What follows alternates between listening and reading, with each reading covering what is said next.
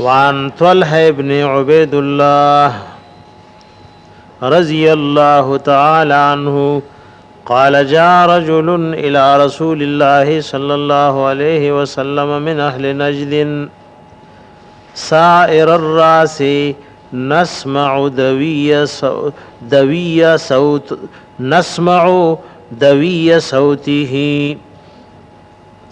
ولا نفقه ما يقول حتى دنا من رسول الله صلى الله عليه وسلم فإذا هو يسأل عن الإسلام. دا حضرت طلحہ ابن عبید اللہ رضی اللہ عنہ نے روایت تے ادا مشہور صحابی دے. حضرت طلحہ ابن عبید اللہ رضی اللہ عنہ مشہور صحابی دے. دا قریشی دے او د کنیه وا ابو محمد د رسول الله صلی الله علیه وسلم سره پوم پوش کې یو ځکی او دا یو دا غلسو کسانو نه دي چې دای باندې دنیا کې یو زید جنت زیره شو عشره مبشرو کې او دا یو پاغاتو کسانو کې چې ټول نمخ کې اسلام وروړو او دا یو پاغ پینزو کسانو کې چې د ابوبکر صدیق رضی الله عنه په لاس ایمان وروړو او دا یو هغه اصحاب شورا والو کې چې رسول الله صلی الله علیه وسلم وفات شوه د دوی ناراضیو. طلحه ابن عبید الله رضی الله عنه او د پټول جهادونو کې سیوا د بدر نه الله د حبیب صلی الله علیه وسلم سره حاضر شوه. د دینا اتدیرش احادیث منقول لی او غزوه احد بارک د الله حبیب ادارستو لده د پاره پېږي په خبره باندې ځکه کافر چې کله راجم شل الله په حبیب صلی الله علیه وسلم باندې نو د خپل بدن د الله د حبیب د بدن د پاسه ډال جوړ کړ او د الله د بالکل یو شلو د په دغه رزمانه وې سپینځه او یا زخمونه پی جوړو هدا د په بدن کې پینځه او یا زخمونه دي کې د تور گزارونه او د نيزو د غشو. ادي وجن ابوبکر رضی الله عنه وای چې کله به د احد د ورځ ذکر کېدو نو ابوبکر رضی الله عنه وی ذالک یوم كله لطلحه ودا خټول ورځ د طلحه د پاره دا رضی الله عنه او د الله حبیب د دوی بارک فرمایلی وی طلحه ممن قضوا نحبه طلحه دا هغه شان دی چې خپل نیټه پوره کړي وی دا په ژوندو کې شهید دی وی دا سي سوګبل سوګنو چې ژوند دی او د الله حبیب دی ورته شهید وي. حضرت طلحه رضی الله عنه دارنګ د الله حبیب صلی الله علیه وسلم فرمایل وی من حب ينظر الى شهید يمشي على وجه الارض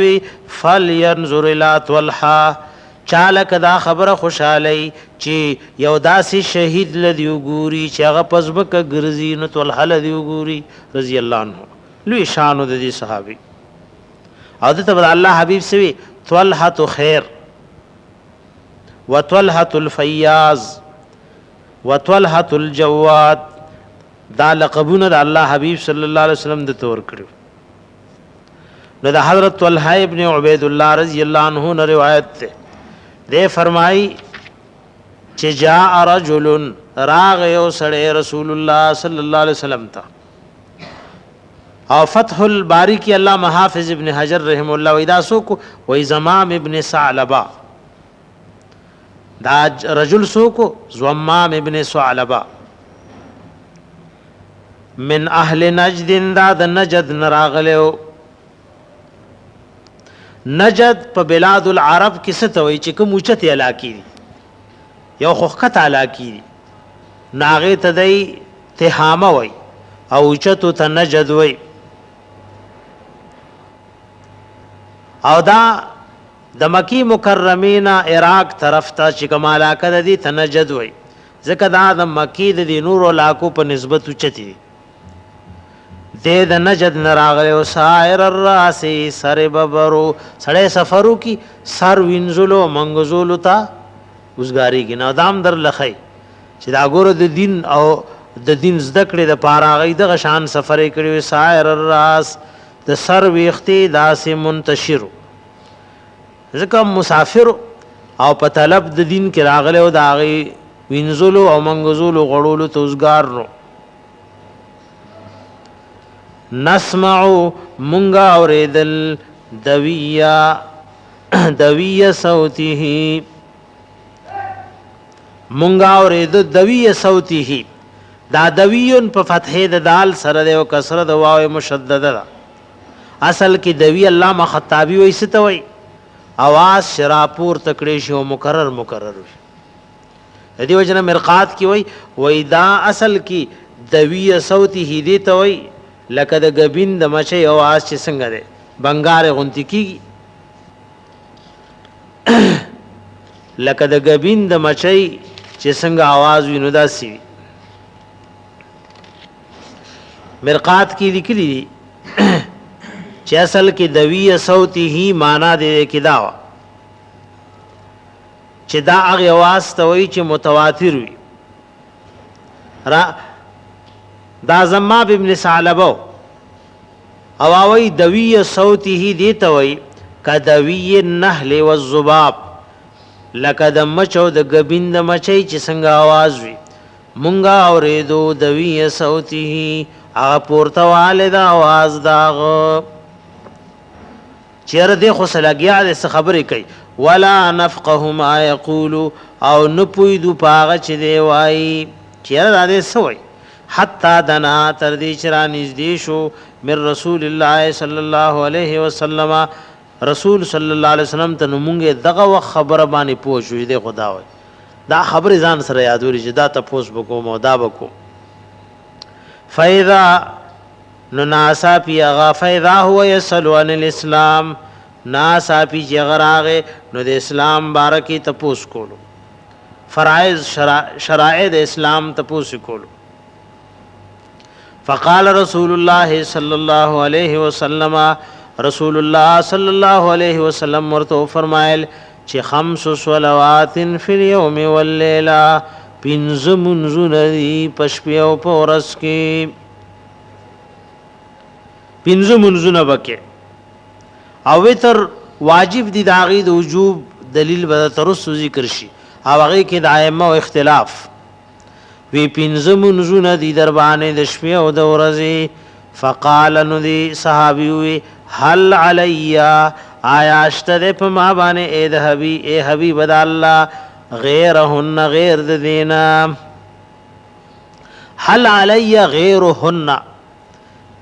آیا اشتره په ما باندې غیر د دینا فقال لا الله حبیب ورته وینا نور در باندې فرض او واجب نشتا الا ان تطوع مگر دا کت نفل کې او تطوع سنت او نفل ټول ته شامل لے یعنی او دا الله رسول صلی الله علیه وسلم ورته وی وصيام شهر رمضان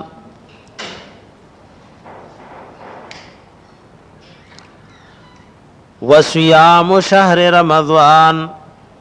او روجی د میاشتې د رمضان دا در باندې فرض دي فقال ندو حلال غیره آیا د دین بغیر په مابل څه شیشتا نور روجی را باندې شته فرشتا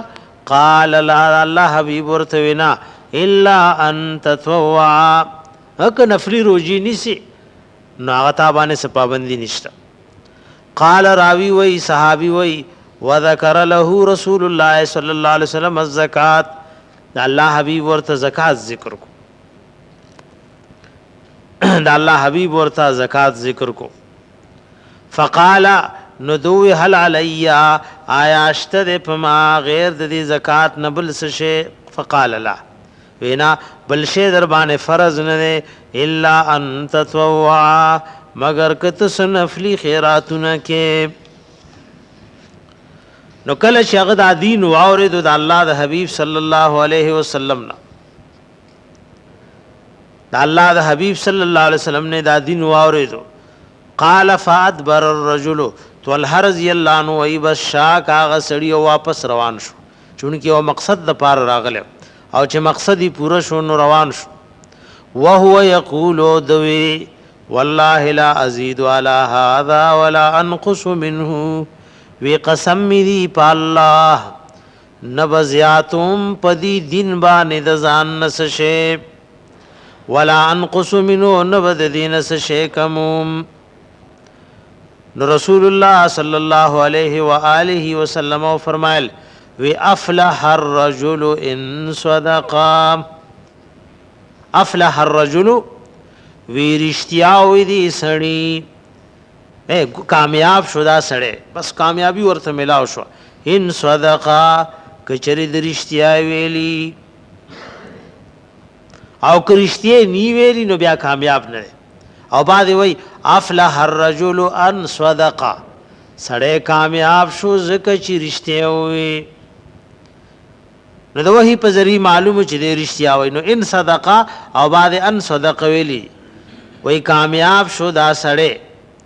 چې دې په دې دور دین عملو کی د ځان نه پکې زیاته او کمې نه کوي کچری د رشتیا ویلی